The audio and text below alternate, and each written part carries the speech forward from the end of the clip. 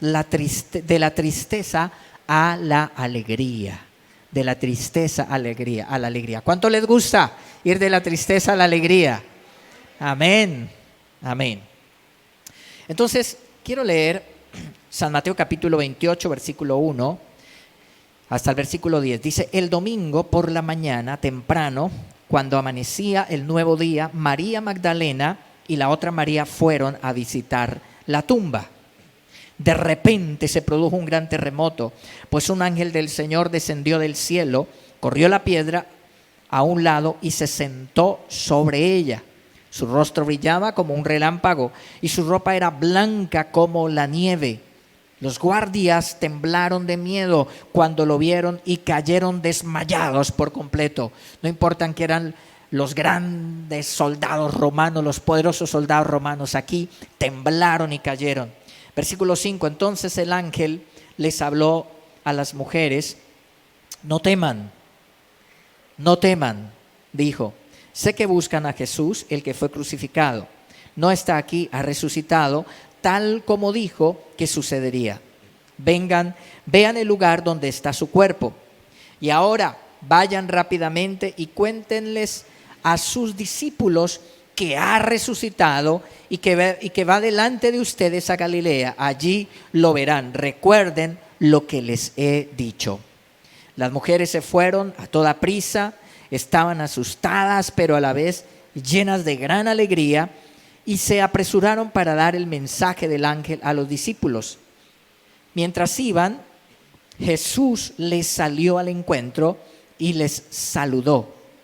Ellas corrieron hasta él, abrazaron sus pies y lo adoraron. Entonces Jesús les dijo: no teman, digan a mis hermanos que vayan a Galilea y allí me verán. Amén. Gracias, Señor, por esta palabra. Dios mío, tu consuelo, tu presencia y tu Espíritu Santo sobre cada uno de nosotros hoy. Amén. Entonces el versículo 1 dice que María Magdalena y la otra María fueron a visitar la tumba. Aquí está María Magdalena. Van a la tumba. María Magdalena, dice la palabra, que había sido liberada de 7 demonios. De 7 demonios. La Biblia habla acerca de los demonios y habla que María Magdalena fue liberada. Y muchos eruditos dicen que María se cree que era una mujer pecadora y tenía mala fama entre la gente, ¿sí? María Magdalena. Pero Jesús la había sanado, dice la palabra, y la había hecho libre de demonios. Aquí va María Magdalena. Cuánta decepción, cuánto dolor, cuánta tristeza. Cuánto amaba María Magdalena y los más discípulos a Jesús, porque el Señor la había sanado, la había liberado de una vida donde era la mujer menospreciada, era la que estaba en boca de todos, era la que su fama era una fama fea, ¿sí? Y el Señor Jesús la llama por su nombre, la restaura, la levanta, y entonces aquí María parece que todo eso se había disipado, parece que todo eso ya se había acabado, toda esa alegría. La persona que la había amado, que no la había visto con lujuria, porque los hombres la miraban era con lujuria, pero Jesús la vio como una hija, la llamó por su nombre y la amó con el verdadero amor. Entonces ella encontraba en Jesús ese verdadero amor, pero había muerto, habían matado a su maestro. Y entonces va a la tumba, y la tumba representa la etapa oscura de nuestras vidas, cuando parece que la esperanza se ha ido, los momentos donde todo parece que ha terminado, donde reina el silencio y la desesperanza. Eso representa la tumba hoy. Así que no sé si tal vez hoy haya alguien como María Magdalena, como las Marías acá, frente a una tumba fría, ¿sí? Donde tal vez hay desesperanza por situaciones en su vida, donde parece que algo muy importante ha acabado. Y entonces no sé si alguien esté hoy frente a esa tumba fría.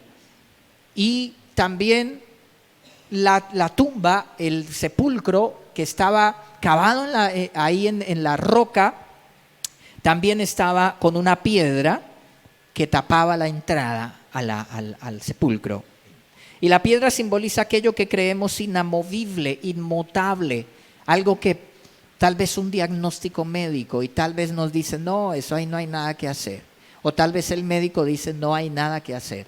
O tal vez la ciencia diga, no, eso no se puede cambiar. No sé, tal vez la gente diga, uy, no, eso es muy difícil. ¿Sí? Es como la piedra representa esa situación difícil, algo que no se puede cambiar, la enfermedad, la pérdida, la traición, la soledad, la ansiedad, la depresión. Tal vez alguien diga, no, yo he luchado contra este estrés y no me puedo liberar de este estrés. Como una piedra pesada que no se puede correr. Eso representa esa roca. Un problema pesado, difícil. Tal vez puede ser algo físico, algo emocional, algo espiritual. Pero tal vez los pensamientos en tu mente sean, no, esto es muy difícil, yo he orado. Hay como oraciones sin respuesta, he orado y esto no ha cambiado, he hecho esto, he hecho aquello, pero parece que como que esto es una roca tan pesada que no la podemos mover. Tal vez te enfrentes, no sé, por alguna situación familiar, económica, de salud, con los hijos. Tal vez te enfrentes a esa tumba fría y a esa roca pesada que tapa la entrada del sepulcro. Una pérdida, soledad, porque la gente se puede sentir sola en medio de la multitud, en medio de la demás gente, en medio de la misma familia. En estos tiempos tal vez donde uno se reúne en familia, pero hay mucha gente que aún estando con la familia ahí se siente sola, se siente vacía.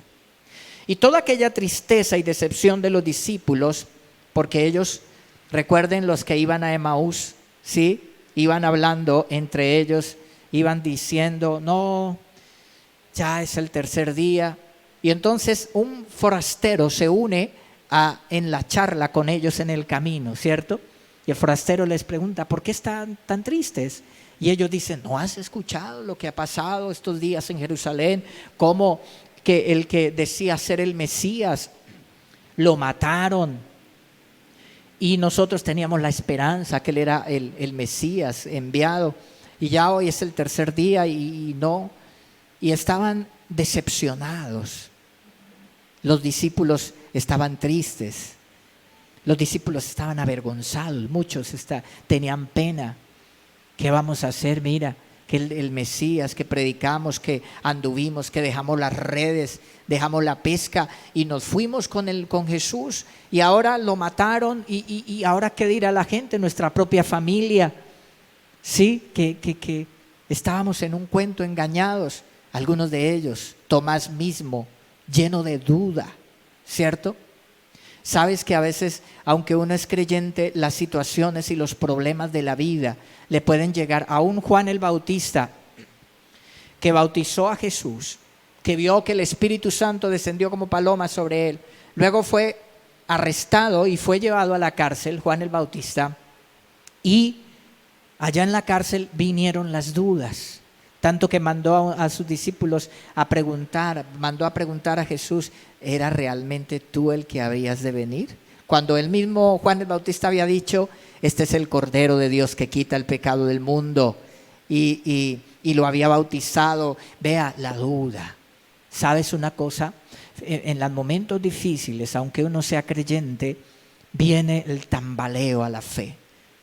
Viene la duda, ¿será que sí? Pero he escuchado la palabra, pero he estado en la iglesia, pero soy creyente, pero me encuentro frente a esta tumba fría, a esta piedra, a este problema que es como una roca pesada. Y así estaban los discípulos. Un tiempo muy difícil, un tiempo de decepción, un tiempo de tristeza, un tiempo de pena, de vergüenza. ¿Sí? La Biblia no nos dice que no vamos a pasar a través de ese tiempo, sino que lo que el Señor nos dice es orad para que no entréis en tentación. Recuerde que antes de que todo esto pasara, Jesús les dijo a los discípulos, oren, oren, oren. Y los llevó y a orar, y luego ellos tenían tanto sueño que dice que cuando Jesús tomó a Pedro, tomó a 3 de los discípulos y luego se fue a él a clamar, angustiado. El mismo Jesús, el mismo Hijo de Dios estaba angustiado. Dice que hasta la muerte, triste, el Señor mismo. ¿Sí?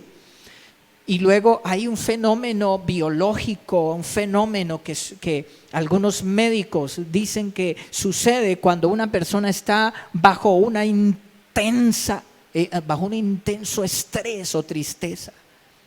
Y es que la sangre puede salir por los poros.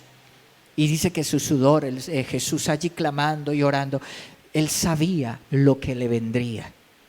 Por eso él le dice: Padre, por favor, si es tu voluntad, pasa de mí esta copa, que yo no tenga que pasar por esta situación tan terrible. Si hay otra forma de salvar al mundo, de salvar a las personas, si hay otra forma de salvarlos, Señor, hazlo, utiliza esa otra forma, que yo no tenga que pasar. Es que uno, no sé si ustedes han visto, y en este tiempo de Semana Santa, los mismos noticieros y todo, leía estos días de una cadena noticiosa que hablaba acerca de la muerte de Jesús, lo biológico, todo fue cómo él murió y todo el sufrimiento, ¿sí? Y dicen que, claro, una persona en ese estado llega a un punto en que no puede respirar.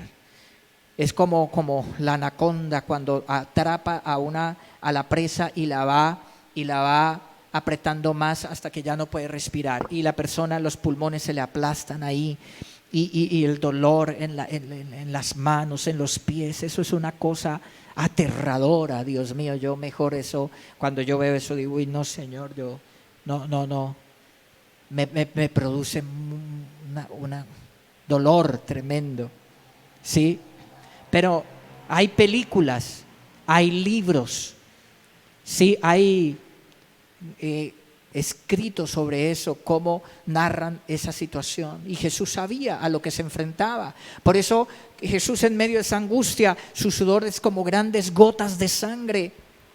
Y el Señor les dice: oren, pero ellos estaban tan cansados, mucho sueño, y venía y los encontraba durmiendo otra vez, ¿sí? Y va otra vez, les dice: oren para que no entren en tentación. La oración es lo único que nos dará poder para que cuando nos enfrentemos a situaciones difíciles estemos fuertes y no nos pase lo de Pedro, ¿sí? El mundo no entiende eso. El mundo dice: esos fanáticos, que es que orar, que estar allá cantando. No, eso no cree a Dios a su manera. No, esa es nuestra manera, esa es la manera de Dios. Amén. Y Dios nos dice que debemos llevar una vida, así como uno no se cansa, uno no es fanático de comer, ¿cierto? Nadie dice: uy, pero uno es más fanático, coma y trague todo el tiempo, ¿cierto? Desayuno y luego en la media mañana y tal vez al almuerzo y en la media tarde y coma, ¿no? Y más en estos tiempos de Semana Santa o de Navidad, ¿lo cierto? Y coma. Y uno no dice: uy, qué fanático, uno debe comer tanto, de tragar tanto, ¿no? Pero la gente sí dice que es fanático uno cuando ora. Y Jesús dijo, así como, para uno estar fuerte espiritualmente ante los embates de las situaciones difíciles de la vida, todos pasaremos por esas. Necesitamos tener una vida espiritual fuerte. La palabra, la oración, el congregarme, una comunidad de fe donde yo recibo apoyo y oración. Amén. Porque la vida no es fácil, la vida es difícil. Hay momentos bonitos, claro, hay momentos muy bonitos, pero hay momentos difíciles de la vida, ¿sí? Y es cuando uno se encuentra frente a esa tumba fría, así como las Marías allí, María Magdalena, la otra María, frente a esa roca pesada de ese problema, de esa dificultad, una situación con los hijos, una situación con el cónyuge, un hogar que se está desmoronando, el temor, la ansiedad por un hogar que se está destruyendo, por una separación inminente, por un divorcio, por una infidelidad. ¡Qué dolor! ¿Sí? el dolor de ver a un hijo que toma malos caminos, a un hijo que va por caminos que son terribles, que causan mucho dolor y tristeza a un padre, a una madre. ¿Sí? Allí frente a esa situación. Y por eso Jesús les dice, oren para que no entren en tentación. Pero cuando uno está en esta situación y uno ha orado y uno ha buscado al Señor, uno medita la palabra, viene un momento de liberación, amén. Viene un momento en que Dios nos saca de esa situación, de ese dolor, de esa tristeza, de esa angustia.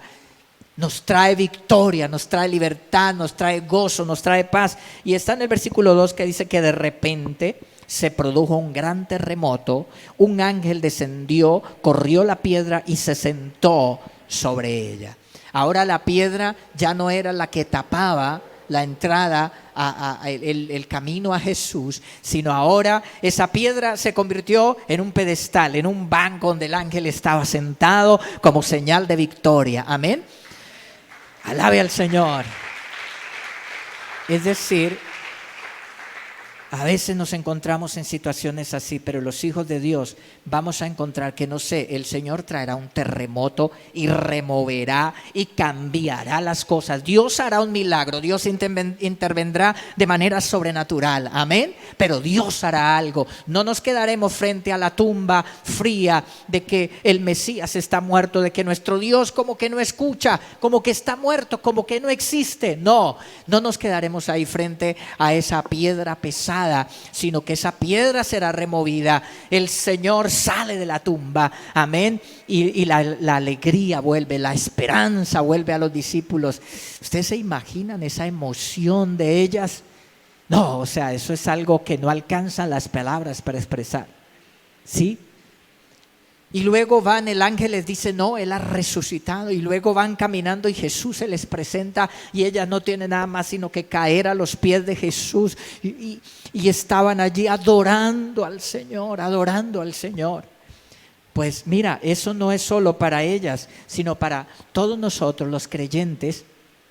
Cuando nos enfrentamos a situaciones así y tenemos fe, el Señor traerá un terremoto, cambiará las cosas. ¿Recuerdan cuando Pablo y Silas estaban en la cárcel? Los habían capturado, los habían metido allá, los habían puesto en un cepo, que era una cosa ahí donde no tenían movilidad. Eso era un tormento, una cosa tremenda. Los habían puesto con cadenas, pero a la medianoche, en lugar de estarse quejando y diciendo qué vida tan terrible, ¿por qué estamos predicando, haciendo la voluntad de Dios, estamos haciendo lo correcto y nos pasa esto? No, ellos dicen que estaban alabando a Dios. Es el poder del Espíritu Santo cuando uno tiene una vida espiritual fuerte, que puede alabar a Dios en medio de las circunstancias más difíciles, amén. Y estaban alabando a Dios, y ¿qué vino? Dice la Biblia, un terremoto sacudió la cárcel, se abrieron las puertas, se les cayeron las cadenas. Y ahí la oportunidad, porque el carcelero se iba a matar, se iba a suicidar, porque si los presos se le escaparon, la sentencia de la muerte. Pero Pablo le dice, tranquilo, no te hagas daño, aquí estamos todos. Y el hombre entrega su vida a Cristo, conoce al Señor y se bautiza con toda su familia. Amén. Eso es glorioso. Si ve cómo Dios cambia el dolor, cómo Dios cambia la tristeza, cómo Dios cambia la ansiedad, nuestros problemas los cambia en una resurrección gloriosa. Por eso es que los creyentes tenemos que mantener la fe. No podemos apartarnos del Señor, no podemos dejar de orar, no podemos perder nuestra alegría y nuestro gozo, porque es que nuestro Dios es un Dios grande y poderoso, amén. Entonces tenemos que confiar en Él.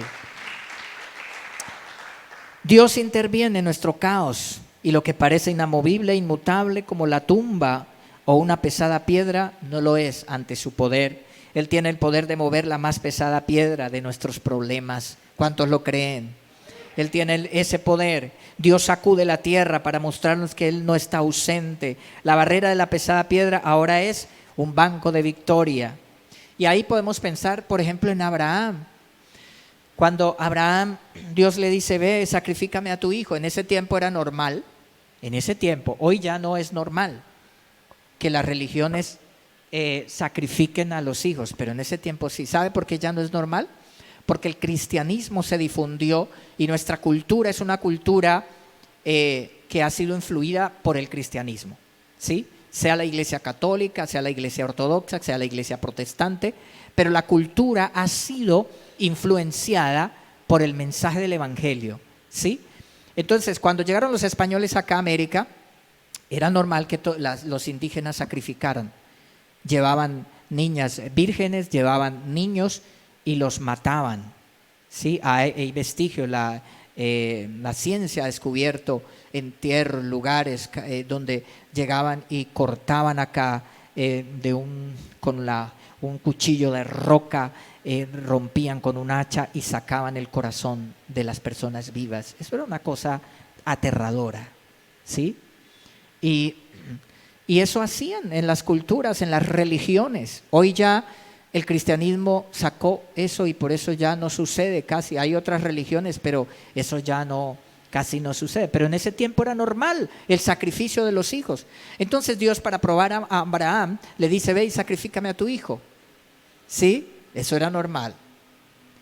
Pero claro, no estaba la Biblia y el propósito de Dios nunca fue de que se sacrificaran a los hijos así, de esa manera, ¿no? Ni a personas, nunca.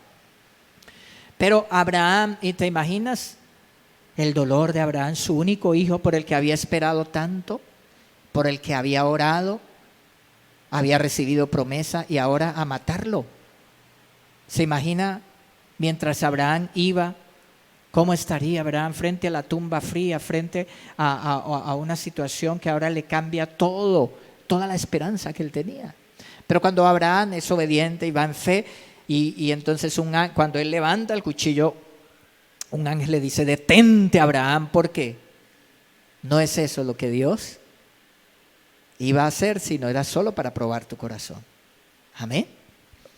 Entonces, así suceden las situaciones tan duras y difíciles para nosotros. Una situación con un hijo, el temor de perder un hijo, el temor de que a un hijo le vaya mal, de que le suceda algo terrible a un hijo, ese temor, y el enemigo viene ahí. Pero Dios dice: tranquila, tranquilo, confía, entrégamelo, ten fe, ora, porque yo soy el que tengo el poder. Amén, el Señor. También vemos nosotros a José cuando fue arrancado del seno de su familia, vendido como esclavo. Es como cuando está frente a esa tumba fría, frente a esa situación, llevado como esclavo José, su padre que tanto lo amaba, lo sacan de allí. Ahora José va a servir como esclavo y luego está prosperando como esclavo, pero lo acusan de una violación, de querer violar a la esposa de Potifar, y va a la cárcel injustamente. Qué tremendo es todo esto, ¿cierto? Una persona podría decir frente a eso: ¿dónde está Dios? ¿Dónde está Dios? Si soy fiel a Dios y miren, parece que me va peor que los que no, la gente allá afuera que no teme de Dios, no tiene temor de Dios. ¿A eso no les pasa esto que me está pasando a mí? ¿Alguna vez le han llegado pensamientos así? Vienen los pensamientos: mire lo que estás viviendo. ¿A dónde está tu Dios? ¿Tu Dios te escucha? ¿Te ha sanado tu Dios? Y viene el enemigo a decirte: no es que Dios es sanador, ¿y por qué no te ha sanado? No es que Dios puede hacer lo imposible, ¿y por qué no ha salvado a tus hijos? ¿Por qué no lo ha rescatado allá de las drogas o no sé, de una situación que parece imposible salir? Y vienen los pensamientos, ¿sí? Así se enfrenta José a eso, pero José sigue siendo fiel. Y llega el momento en que es sacado de la cárcel y puesto como el segundo después del faraón a gobernar Egipto con poder. Y luego Dios usa eso para salvar a la familia, porque se quedaron sin comida y tuvieron que ir a Egipto, sus hermanos que lo vendieron, a postrarse ante él por comida. Porque Dios levanta al que tiene fe, porque el que cree no será avergonzado, el que tiene fe en el Señor, el que espera, el que confía en el Señor. Muchas veces no sabemos la causa de nuestros problemas, no sabemos, hay confusión. ¿Por qué me pasa esto? ¿Sería que yo hice mal? ¿Sería que pequé? Pero ¿por qué me pasa esto? A veces hay confusión frente a las circunstancias que uno enfrenta, como frente a esa tumba vacía, ¿sí?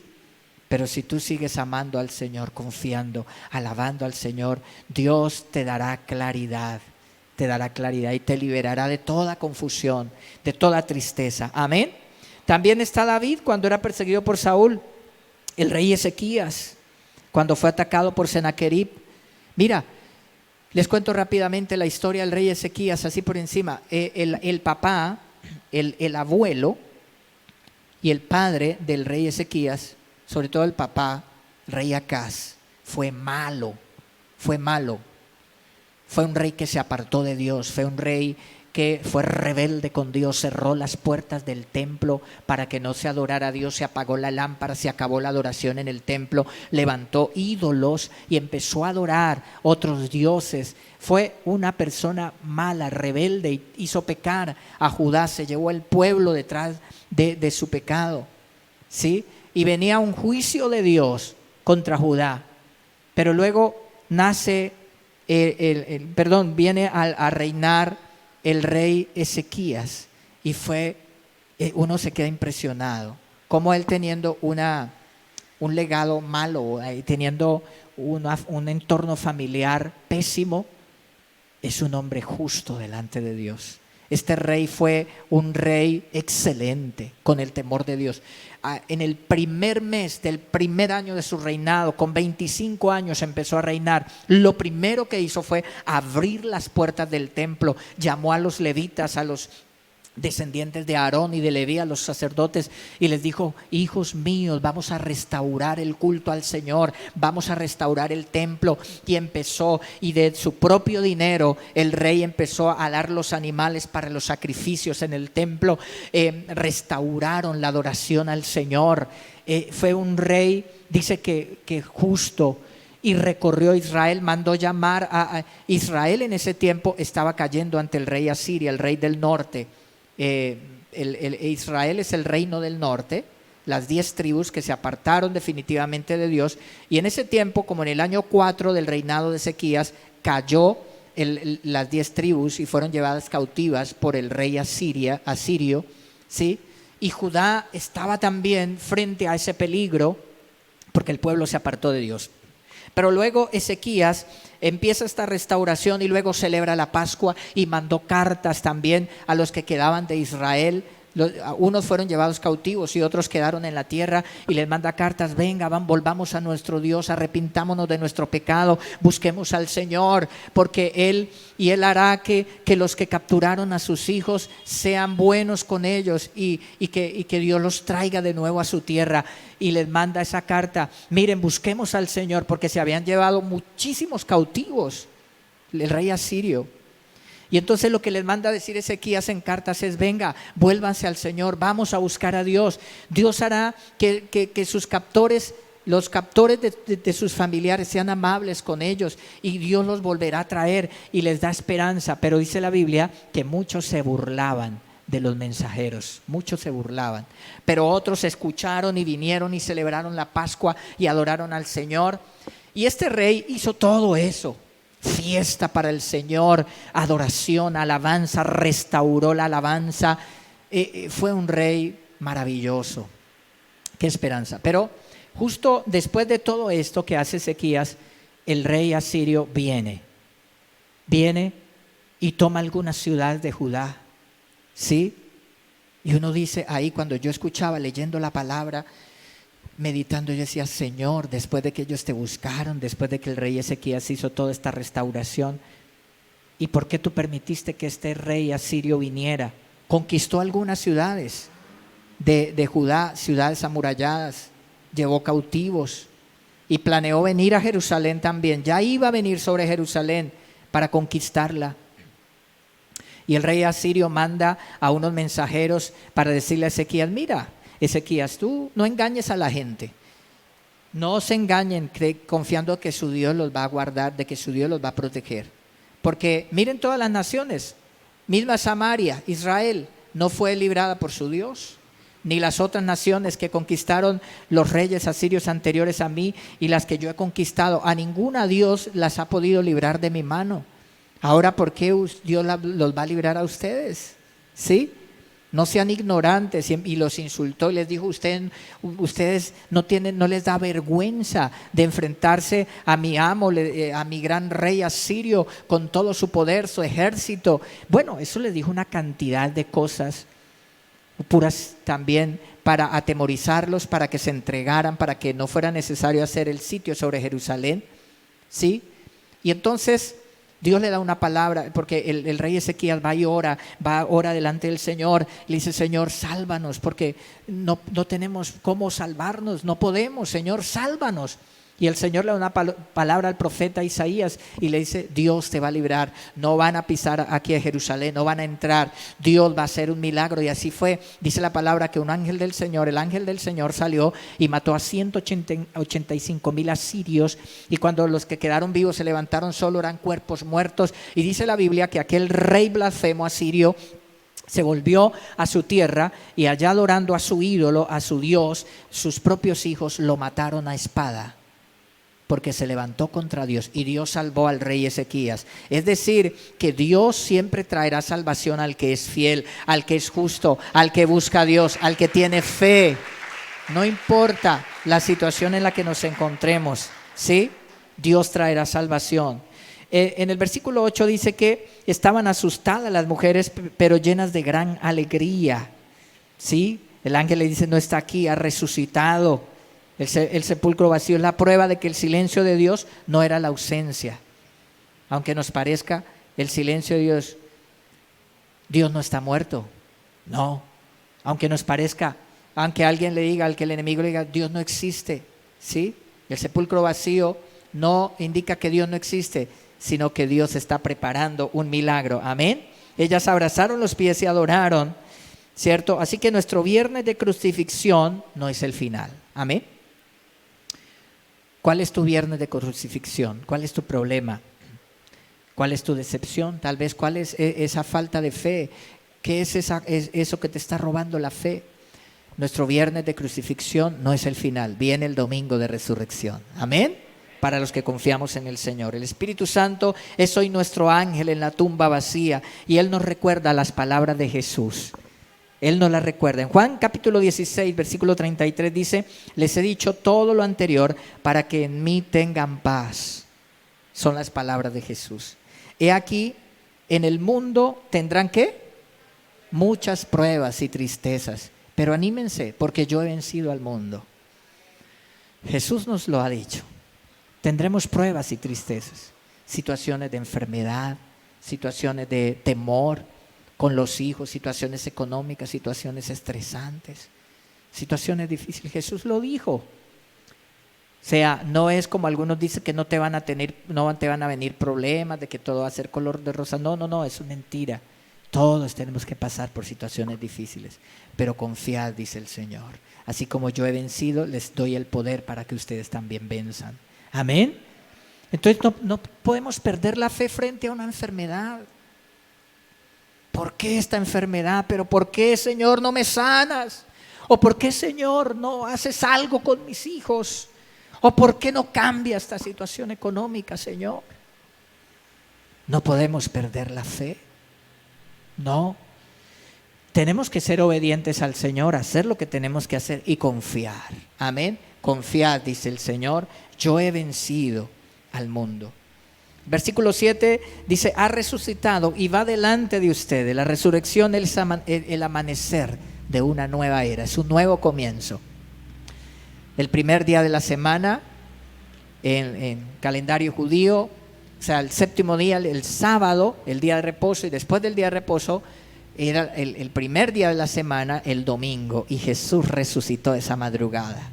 Y eso representa, el primer día de la semana es un nuevo comienzo de resurrección, cuando Dios hace cosas gloriosas en nosotros, cuando Dios obra milagros, amén. Y hoy lo vemos, nosotros lo hemos visto, cómo el Señor ha obrado, cómo Dios ha hecho cosas grandes, cómo Dios ha hecho milagros, cómo Dios nos ha rescatado.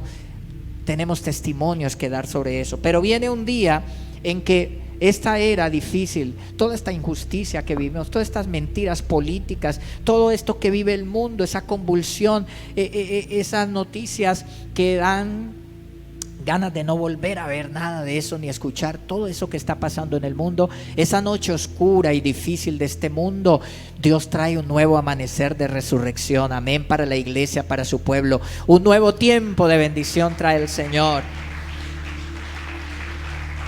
Apocalipsis, el capítulo 21, Versículo 3 dice: oí una fuerte voz que salía del trono y decía: miren, el hogar de Dios ahora está entre su pueblo y vivirá con ellos, y ellos serán su pueblo. Dios mismo estará con ellos, y Él les secará toda lágrima de los ojos, y no habrá más muerte, ni tristeza, ni llanto, ni dolor. Todas esas cosas ya no existirán. Dios nos habla de un tiempo, no solo aquí en la tierra, de rescatarnos, sino de un tiempo que definitivamente pasará todo este tiempo difícil, pasará este mundo duro, injusto, y viene un nuevo tiempo glorioso. Dice que no habrá más llanto, no habrá más dolor, no habrá más tristeza, sino solo alegría. Eso es lo que Dios tiene para nosotros. Aunque a algunos les sea difícil de creer esto, muchos científicos dicen: no, eso es solo un consuelo de la religión para la gente. Ellos no lo pueden entender, porque para Dios todo es posible, y Dios cambiará todo y quitará toda tristeza. Amén. Entonces la piedra ya fue movida, la muerte vencida, y el Cristo resucitado lo llama hoy por su nombre, así como María Magdalena, ¿sí? Dios lo llama, Dios la llama por su nombre y le dice: no tema, no tenga temor, ¿sí? Yo tengo el control. Solo ten fe, confía en mí, búscame, dice el Señor. Entonces hay que salir del lamento al gozo y correr a anunciar que Jesús vive, que Él no se quedó en la tumba, que Él resucitó. Amén. Esa es la tarea de la iglesia. Alabe al Señor.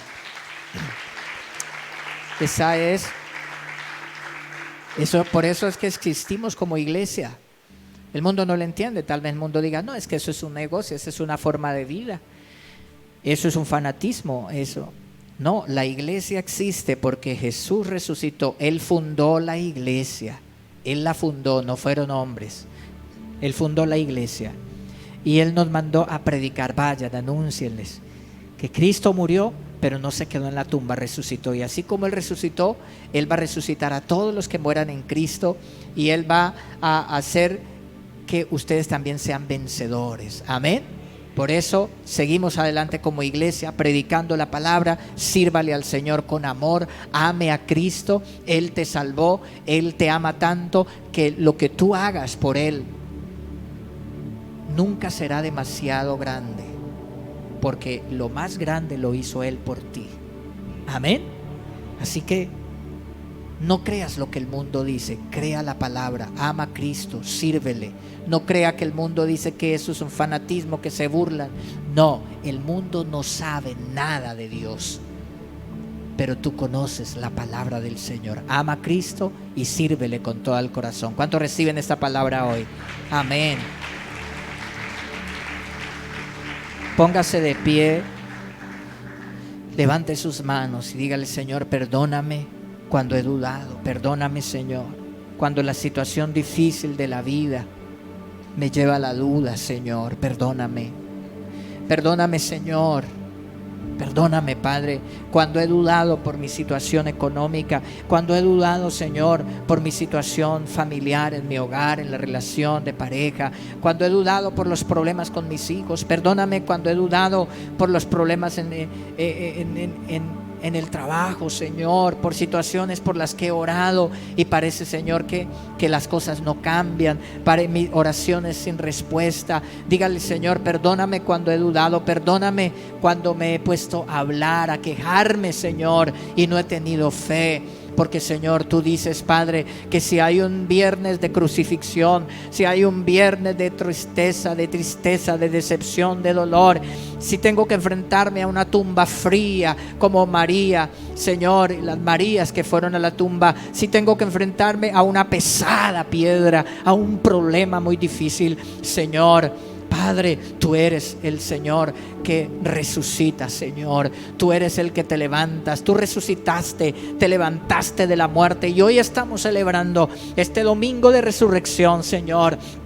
Estamos celebrando, Padre, que tú eres, Señor, el Dios que nos levanta. Tú eres nuestro Salvador, tú eres nuestra roca fuerte, tú eres nuestro castillo, tú eres nuestro refugio, Señor amado, Padre Santo. Y queremos confiar y queremos creer, porque tú eres esa esperanza. Tú nos devuelves la alegría. Tú traerás, Señor, en el momento indicado ese terremoto que vino, Señor, y que la tumba se abrió, Padre, y se corrió la piedra, Señor, para anunciar que Jesús había resucitado. Tú traerás ese terremoto, Señor, para correr esa pesada piedra de mi problema, de mi dificultad, Señor, para quitar la decepción, Señor amado, de la muerte, Señor, para quitar esa tristeza, Señor. Y tú me das esperanza y tú me das alegría. Llegará el momento, Señor, en que hay un momento de liberación, Señor, de libertad. Y alaba al Señor, bate tus manos, dale gracias al Señor, confía en el Señor por tus hijos, confía en el Señor por tu hogar. Búscale, porque Él te va a ayudar, Él te va a guiar, Él te va a dar paz, Él te va a dar tranquilidad, Él te da esperanza. Dios obra, Dios trae a los hijos pródigos a casa, Dios restaura los hogares, Dios nos bendice económicamente. Él es nuestro proveedor, el Señor es nuestro Salvador, nos libra de toda angustia y de todo temor. Alaba al Señor, bendice el nombre del Señor, al Cristo resucitado, alábalo y dile: Señor, quiero servirte. Comprométete con Él, a amarlo, a seguirlo, a servirle con todo tu corazón. Y las personas que están a través de internet y las personas que están aquí, que el que quiera entregarle su vida a Cristo y decirle: Señor, hoy yo quiero confiar en ti, te entrego mi problema, mi decepción, mi dolor, mi tristeza, reconozco mis pecados y que te necesito. Y repite esta oración, hazla con fe, diga: Señor, te pido perdón por todos mis pecados, te recibo como mi Salvador, me reconcilio contigo, acepto lo que hiciste en la cruz para salvarme. Gracias, Señor, en el nombre de Cristo Jesús. Amén. Señor, te pido por cada persona que ha hecho esta oración. Levanta la mano las personas que han hecho esta oración. Señor, presento cada persona delante de ti y te pido, Señor, que tú, Padre, traigas el Espíritu Santo, Señor, y que tú traigas, Señor, esperanza, Señor, y que cada persona te siga, Señor, camine contigo, Señor. Oramos, Señor, por salvación y esa convicción del Espíritu Santo. Oramos, Señor, por el gozo tuyo y para que de los que entregan su vida a ti, Señor, hoy, que nunca se aparten de ti, Padre, y te sigan, Señor. En el nombre precioso de Cristo, muchas gracias. Dale ese aplauso al Señor.